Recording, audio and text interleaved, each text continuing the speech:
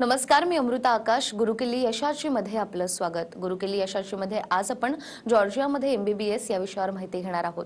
मंडळी, गेले कित्येक वर्ष जगातील टॉप विद्यापीठांमध्ये आपल्या भारत देशातून विद्यार्थ्यांचा प्रवेश करणारी संस्था, जिला आपण V-Source या नावाने ओळखतो, आणि आज आपल्या सोबत या V-Source एज्युकेशनल कन्सल्टन्सी प्रायव्हेट लिमिटेडच्या वतीने महाराष्ट्र ॲडमिशन हेड समीर शर्माजी आणि त्यांचे मुंबई कार्यालयाचे कार्यकारी शशांक तावडे आपल्या सोबत उपस्थित आहे. आणि ते आज आपल्याला विद्यार्थ्यांना ज्यांना MBBS करायचं आहे आणि जॉर्जियामध्ये जायचं आहे त्यांनी नेमकं काय काय करावं, कोणत्या गोष्टी लक्षात घ्याव्या याविषयी मार्गदर्शन करणार आहेत. सगळ्यात आधी कार्यक्रमात आपलं स्वागत करते. नमस्कार. शशांक सर, तुमच्यापासूनच सुरुवात करते. अनेक विद्यार्थ्यांचं स्वप्न असतं की आम्हाला MBBS करायचंय, मात्र जॉर्जियामध्ये जाऊन किंवा परदेशात जाऊन. तर अशा विद्यार्थ्यांना जेव्हा शिष्यवृत्ती मिळते किंवा शिष्यवृत्तीसाठी देखील काही विद्यार्थी तयारी करत असतात, तर अशा विद्यार्थ्यांना सगळ्यात आधी काय सांगाल?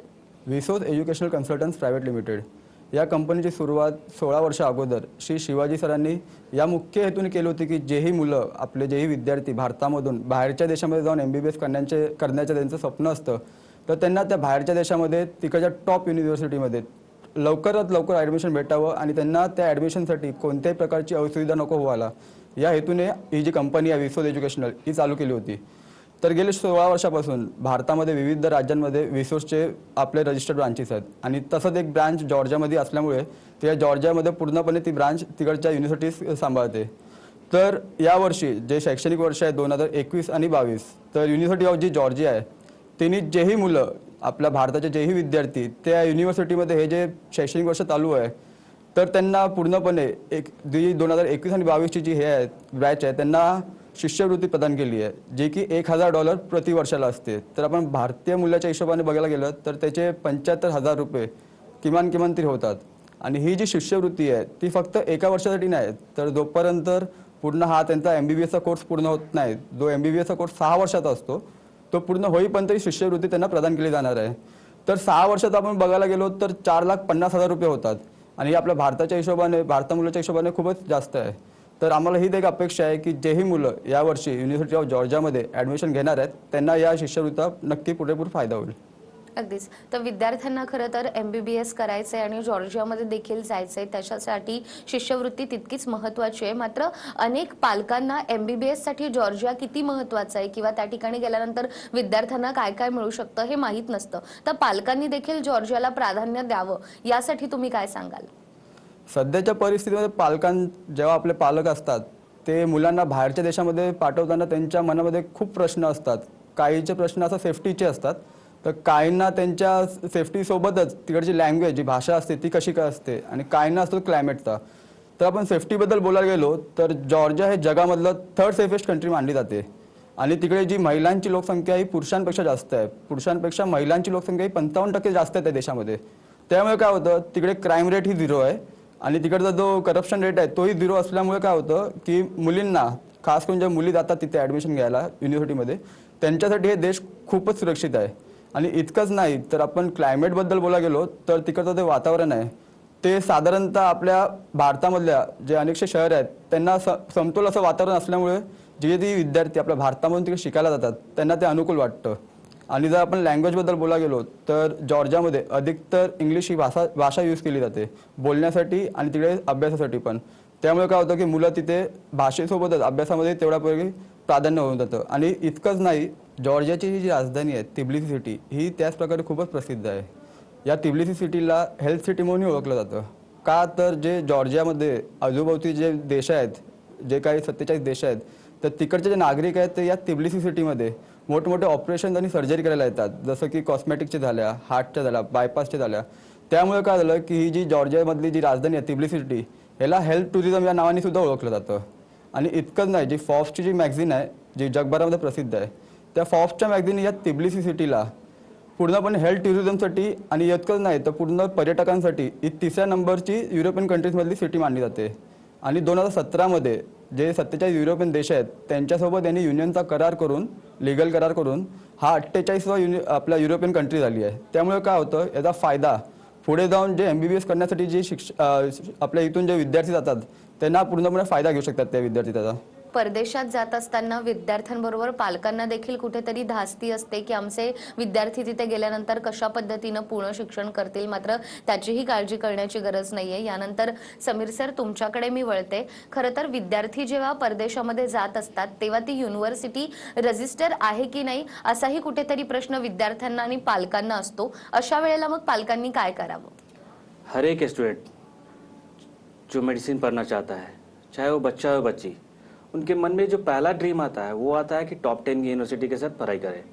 और उनके पेरेंट्स का भी यही सोच रहता है कि उनके बच्चे टॉप 10 यूनिवर्सिटी के साथ पढ़े।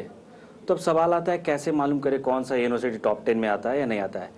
इसके लिए अलग से संस्था होती है, जैसे इंडिया का टाइम्स हायर एजुकेशन जो कि रैंकिंग प्रोवाइड करती है। इसके द्वारा दी गई रैंकिंग को यहाँ के ज़्यादातर बच्चे देखते हैं। सेम वैसा ही जॉर्जिया में वेबोमेट्रिक्स से 4ICU, ये दो संस्था द्वारा दी गई रैंकिंग को यहाँ के बच्चे ज़्यादातर फॉलो करते हैं। हमारी संस्था वीसोर्स पिछले कई वर्षों से सिर्फ और सिर्फ टॉप 10 यूनिवर्सिटी के साथ ही काम करते आ रही है और बच्चों को हमेशा टॉप 10 यूनिवर्सिटी में ही जाने के लिए रेकमेंड करती है। क्या होता है कि जब आप टॉप 10 यूनिवर्सिटी को देखते हो और उसके नीचे की यूनिवर्सिटी को देखते हो, दोनों का जब आप फीस कंपेयर करते हो तो दोनों का फीस लगभग सेम आता है, लेकिन सुविधा टॉप 10 यूनिवर्सिटी में नीचे की यूनिवर्सिटी से कई ज़्यादा होता है। कोई भी बच्चा क्यों कॉम्प्रोमाइज़ करे, टॉप 10 यूनिवर्सिटी में क्यों ना पढ़ाई करे। और हमारा जो यूनिवर्सिटी है, यूनिवर्सिटी ऑफ जॉर्जिया और इलिया यूनिवर्सिटी, ये टॉप 10 की नहीं, ये टॉप 5 की यूनिवर्सिटी है।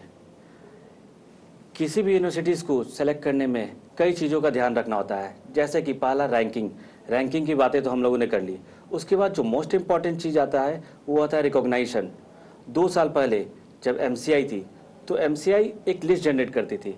उसमें क्या होता था, बच्चे उसके द्वारा दी गई लिस्ट को देख करके सेलेक्ट कर लेते थे कि कौन सा कॉलेज अप्रूवल है MCI से या नहीं है। अभी कैसा MCI हट चुका है, MCI की जगह NMC आ चुका है, नेशनल मेडिकल कमीशन। अब नेशनल मेडिकल कमीशन क्या करती है, WHO वर्ल्ड हेल्थ ऑर्गेनाइजेशन को रिकमेंड करती है।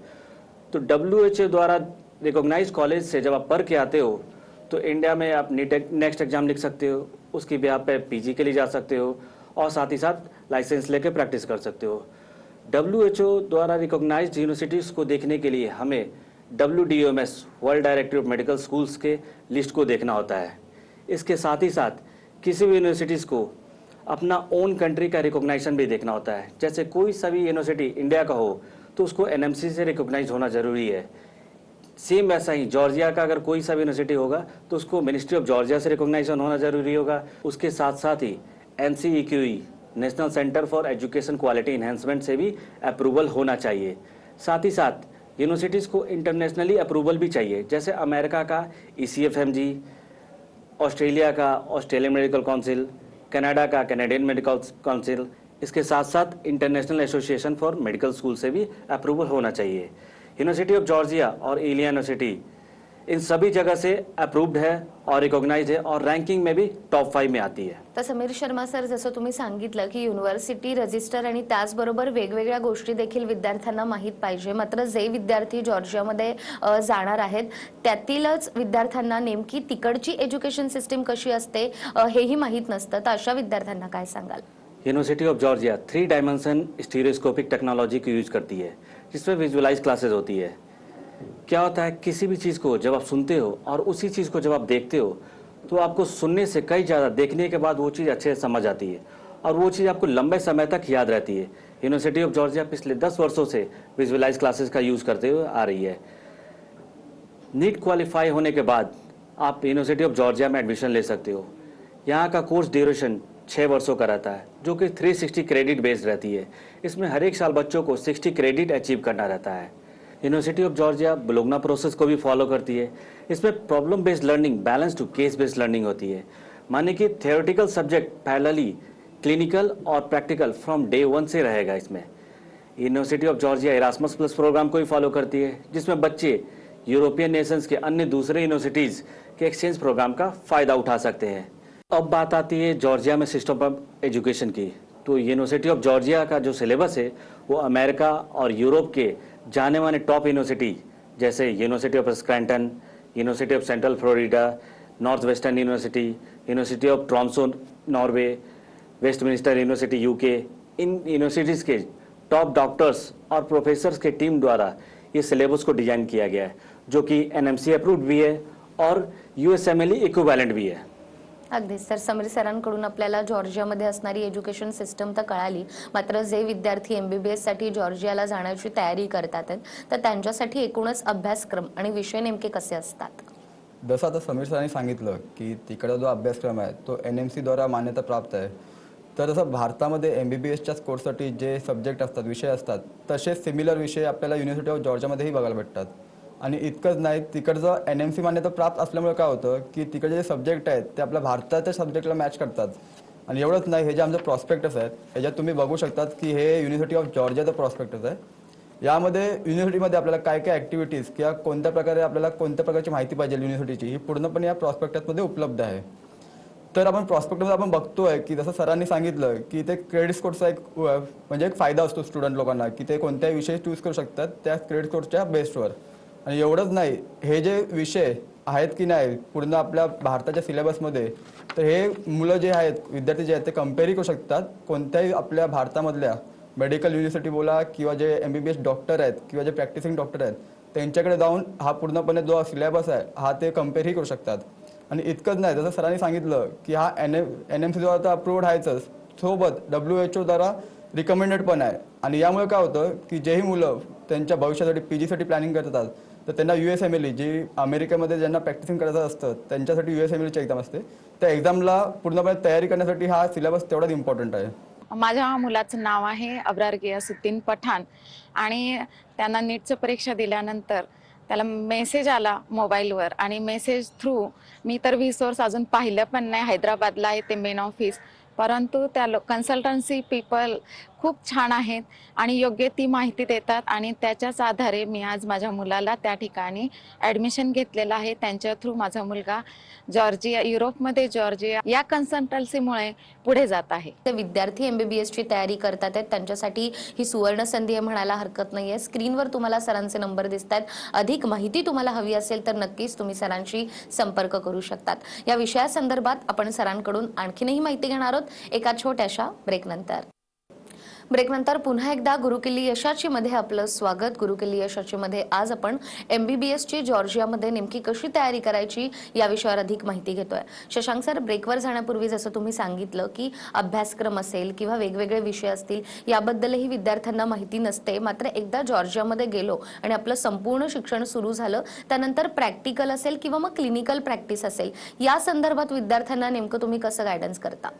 जेव्हा आपण पालकांना, जेव्हा त्यांची मुलं किंवा जे विद्यार्थी असतात ज्यांना युनिव्हर्सिटी ऑफ जॉर्जियामध्ये ॲडमिशन घेतात बाहेरच्या परदेशात, तर पालकांना एकच जास्ती असते मनामध्ये की जसं भारतामध्ये प्रॅक्टिकल्स घेतल्या जातात तसं बाहेरच्या देशांमध्ये पण प्रॅक्टिकल घेतल्या जातात किंवा फक्त तिकडे थेरीचा नॉलेज दिला जातो. तर असं बिलकुल नाही आहे. पालकांनी आणि विद्यार्थ्यांनी जेव्हा युनिव्हर्सिटी निवडतात तर सर्वात पहिली गोष्ट ही बघायची आहे की ती युनिव्हर्सिटी जी आहे ती त्या देशातल्या राजधानी शहरामध्ये आहे की नाही किंवा त्या देशातल्या मेट्रो सिटीमध्ये आहे की नाही. त्यामुळे काय होतं की बाहेरच्या देशांमध्ये आपल्या प्रकारेच वेगवेगळ्या ठिकाणी जाऊन प्रॅक्टिकल्स करावं लागतात, तर त्यांना प्रवासाचे साधनही तेवढे उपलब्ध होतात. आणि इतकंच नाही, ही जी युनिव्हर्सिटी ऑफ जॉर्जिया आहे इथं स्वतःच एक मल्टी स्पेशालिटी हॉस्पिटल आहे आणि त्यासोबतच 17 अन्य मोठे मल्टी स्पेशालिटी आणि त्यासोबतच मल्टी सुपर स्पेशालिटी हॉस्पिटलसोबत अटॅच असल्यामुळे त्यांना आपल्या इथून जे भारतीय विद्यार्थी जातात त्यांना प्रॅक्टिकलसाठी किंवा क्लिनिकलसाठी कोणत्याही प्रकारचा असुविधा होत नाही. आणि अजून एक जी युनिव्हर्सिटी आहे, इलिया स्टेट युनिव्हर्सिटी, हिचेही स्वतःचे 10 मल्टी स्पेशालिटी हॉस्पिटल्स आहेत ज्यांच्यासोबत अटॅचमेंट आहेत. तर तिकडे जाऊन मुलं तिकडे प्रॅक्टिकल्स करतात. आणि जसं सांगितलं आपल्याला माहीतच आहे की प्रॅक्टिकल जे नॉलेज असतो तो थेरीपेक्षा खूपच चांगलं असतं. आणि जसं सरांनी सांगितलं की युरोपियन कंट्रीजमध्ये जे 47 देश आहेत त्याचा फायदा, तर ही जी युनिव्हर्सिटी ऑफ जॉर्जिया आहे ही त्या 47 देशांमध्ये जेवढ्याही युनिव्हर्सिटी आहेत तर त्या युनिव्हर्सिटीमध्ये जाऊन आपल्या इकडच्या विद्यार्थ्यांना ते तिकडे प्रॅक्टिकल्स करू शकतात त्या युनिव्हर्सिटीमध्ये. त्यामुळे काय होतं की मुलांना बाहेरच्या देशामध्ये पण जाऊन प्रॅक्टिकल्स करण्यात तेवढाच अनुभव येतो. तर आपल्याला वाटतं की आपल्या इथे जसं प्रॅक्टिकल होतात तसं तिथेही त्या युनिव्हर्सिटीमध्ये प्रॅक्टिकल्स पूर्णपणे केली जातात. अगदीच. आणि युनिव्हर्सिटी ऑफ जॉर्जियामध्ये ज्या विद्यार्थ्यांना MBBS पूर्ण करायचं आहे तर अशा विद्यार्थ्यांसाठी PG सोबतच वेगवेगळ्या कोणत्या संधी देखील उपलब्ध आहेत? जेव्हा भारतामधून आपल्या इकडचे विद्यार्थी, भारतीय विद्यार्थी पूर्णपणे आपला MBBSचा कोर्स पूर्ण करतात तेव्हा त्यांना नेक्स्टची एक्झाम द्यायला लागते. नेक्स्ट म्हणजे national eligibility for exit test. तर ही एक्झाम पास केल्यानंतर भारतीय जे विद्यार्थी असतात त्यांना लायसन्स आणि प्रॅक्टिससाठी आपल्या भारतामध्ये अनुमती मिळते. तसंच जे फॉरेनवरून येतात विद्यार्थी त्यांचा MBBSचा कोर्स पूर्ण करून त्यांनाही एक्झाम देणं कंपल्सरी आहे. आणि काही मुलांची इच्छा असते की त्यांनी अमेरिकेमध्ये जाऊन करावी लागते PG, तर त्यांना USMLE, तर तिकडची एक्झाम जी USMLE जी एक्झाम आहे ती अमेरिकेसाठीच असते, तर ती पूर्णपणे पास करून द्यावी लागते. आणि काहींना असं असतं की त्यांना ऑस्ट्रेलियामध्ये जाऊन करायची असते, त्यांच्यासाठी AMC आहे, अमेरिकन मेडिकल काउन्सिल, तर ती एक्झाम पूर्णपणे द्यावी लागते. आणि जर काही मुलांना असं असतं की त्यांना फक्त युरोपियन कंट्रीजमध्ये जाऊन परीक्षा द्यायची असते PGसाठी, तर त्यांच्यासाठी 2 ऑप्शन आहेत देशांचे, एक आहे इटली आणि दुसरं आहे जर्मनी. तर तिकडे त्यांच्या लोकल एक्झाम जे असतात, लोकल लँग्वेजच्या एक्झाम असतात, ते त्यांना पास केल्यावर त्यांनाही करू शकतात. PG करण्यासाठी युनिव्हर्सिटी ऑफ जॉर्जियामध्ये सेकंड सेमिस्टरपासून त्यांच्याकडून PGसाठी तयारी केली जाते. आणि आपल्या युनिव्हर्सिटी ऑफ जॉर्जियामध्ये पहिल्या सेमिस्टरचे आणि पहिल्या वर्षाचे मार्क्स कम्पेअर करून, सेकंड वर्षासोबत मार्क्स कम्पेअर करून त्यांच्या पालकांसोबत एकमत होऊन त्यांना PGमध्ये कोणता सब्जेक्ट त्यांना इक्विव्हलंट आहे त्या विषयावर त्यांना त्या सेकंड इयरपासून तयारी करून घेतली जाते. त्यामुळे काय होतं की आपल्याला MBBS कोर्ससोबत PGला फ्युचरमध्ये मुलांना जे विद्यार्थी आहेत त्यांना फायदा होऊ शकतो, या हिशोबाने तिकडचा पूर्ण अभ्यासक्रम तिकडे डिझाईन केलेला आहे. अगदीच. आणि त्याचबरोबर खरं तर MBBSचा कालावधी हा खूप मोठा असल्यामुळे जे विद्यार्थी भारतातून परदेशात जातात तिथे मग त्यांची जेवणाची सोय असेल किंवा राहण्याची सोय असेल, याबाबत पालकांना खूप चिंता असते की भारतातून गेलेला आपला विद्यार्थी आहे, त्याला भारतीय पद्धतीचं जेवण मिळेल की नाही. तर याबाबत देखील तुम्ही विद्यार्थ्यांना आणि पालकांना कशा प्रकारे समजवता? गेली 16 वर्ष जशी कंपनी विसोस इकडे आहे, तसंच जॉर्जियामध्ये तुम्हाला सांगितलं की त्याचे रजिस्टर्ड ऑफिस आहे. तर आमचे जे ओनर आहेत श्री शिवाजी सर, हे तिकडे स्थायिक आहेत. तर तिकडचे जे हॉस्टेल आहेत ते पूर्णपणे विसोर्सच्या मालकीचे आहेत. तर जेही विद्यार्थी आपल्या भारतामधून तिकडे शिक्षणासाठी जातात त्यांना आपल्या मालकीच्याच हॉस्टेलमध्ये ठेवलं जातं. आणि त्यांची जी काही जबाबदारी असते पूर्ण, ही कोर्स संपेपर्यंत 6 वर्षांची, ही पूर्णपणे विसोर्स कंपनीची असते. आणि हे जे हॉस्टेल जे तिकडे प्रोव्हाइड केलेले आहेत मुलांना किंवा मुलींना, ते दोघांनाही वेगवेगळे प्रोव्हाइड केलेले आहेत. म्हणजे मुलींसाठी एक वेगळं हॉस्टेल आहे आणि मुलांसाठी वेगळं हॉस्टेल आहे. काय होतं की जे विद्यार्थी हॉस्टेलमध्ये राहिले आहेत, तर त्यांचं जे हॉस्टेल आहे ते युनिव्हर्सिटीपासून 5 मिनिटाच्या अंतरावर आहे. त्यामुळे त्यांना आपला जो प्रवास केला असतो त्यांच्यासाठी तो टाईम कमी होऊन जातो. आणि एवढंच नाही, तिकडे जी मेस चालू जाते ती त्यांना अन्नपूर्णा आहे. तर या अन्नपूर्णा मेसमध्ये पूर्णपणे भारतीय संस्कृतीचं जेवण दिलं जातं. तर मुलांना काय होतं, आपल्या जे भारतामधून मुलं जातात त्यांना भारतीय संस्कृती पद्धतीचं जेवणच खूप आवडतं.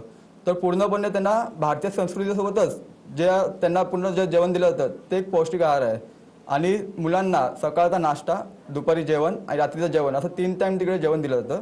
आणि रात्रीच्या जेवणामध्ये डेलीच्या डेली त्या मुलांना चपात्याही दिल्या जातात. आणि जे मुलं किंवा मुली नॉनव्हेज खाणारे शौकीन असतात त्यांना साप्ताहिक 3 दिवस तिकडे नॉनव्हेजही केलं जातं. आणि एवढंच नाही, तर मुलांना दर 15 दिवसांनी त्यांच्या हिशोबाने, म्हणजे मुलांचे ग्रुप करतात ते तिकडे, आणि त्यांच्या हिशोबाने ते लोक मेनू डिसाईड करतात आणि तो मेनू पूर्णपणे ते 15 दिवस दिला जातो. आणि आपल्याला तर माहीतच आहे की भारतामध्ये एक गोष्ट अशी आहे की जर आपल्या पोटाला पोषक आहार भेटला तेवढंच आपलं लक्ष अभ्यासाकडे लागतं. अगदीच. त्यामुळे मुलांच्या जेवणासोबत राहण्यासोबत भारतीय विद्यार्थ्यांच्या काय गरजा आहेत हे समजून खरं तर तुम्ही हा संपूर्ण अभ्यासक्रम असेल किंवा विद्यार्थ्यांची राहण्याची सोय असेल हे सगळं डिझाईन केलं आणि त्यामुळेच विद्यार्थ्यांची देखील पसंती जॉर्जियाला जाण्याची अर्थात असते, तेही विसोर्सच्या माध्यमातून. तुम्ही इतकी महत्त्वाची माहिती देतायत की आता विद्यार्थ्यांना ॲडमिशन MBBS साठी घ्यायचंच आहे, मात्र ही ॲडमिशनची जी प्रक्रिया आहे ती नेमकी कशी सुरू होते? जसं सरांनी सांगितलं की आपण ज्या युनिव्हर्सिटी बघतो त्याचं रेकग्नेशन बघावं लागतं किंवा त्याची रँकिंग बघावं लागतं, तसंच पालकांनी आणि विद्यार्थ्यांनी बघायचं की त्या युनिव्हर्सिटीमध्ये तुम्ही ज्या कन्सल्टन्सीमध्ये जातात ती जी कन्सल्टन्सी आहे ती डायरेक्ट युनिव्हर्सिटीसोबत कॉन्ट्रॅक्ट आहे की नाही तिचं, किंवा ती थर्ड पार्टी आहे. जर थर्ड पार्टी असेल तर कसं होतं, पालकांना खूपच दमछाक होते. त्यामुळे काय होतं, ही जी आमची कंपनी आहे विसोस, ही डायरेक्टली त्या युनिव्हर्सिटीसोबत कॉन्ट्रॅक्ट असल्यामुळे आता हा जो तुम्हाला प्रॉस्पेक्ट दाखवला होता मी युनिव्हर्सिटी ऑफ जॉर्जियाचा, त्या शेवटच्या पानावर तुम्हाला पूर्णपणे हा प्रॉस्पेक्टसमधला हे दिसलं जाईल की आमच्या ज्यात अग्रीमेंट केलेलं आहे युनिव्हर्सिटी ऑफ जॉर्जियामध्ये.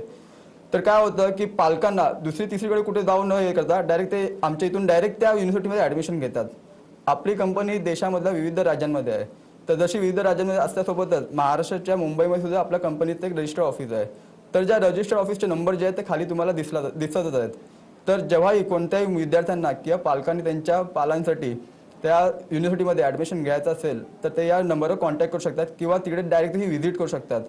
आणि ज्या पालकांना जे लांब राहतात तर त्यांना व्हिजिट करायला जमत नाही तर ते डायरेक्टली ऑनलाईन, म्हणजे आपलं व्हॉट्सअप झालं किंवा ईमेलद्वारे त्यांना माहिती दिली जाणार.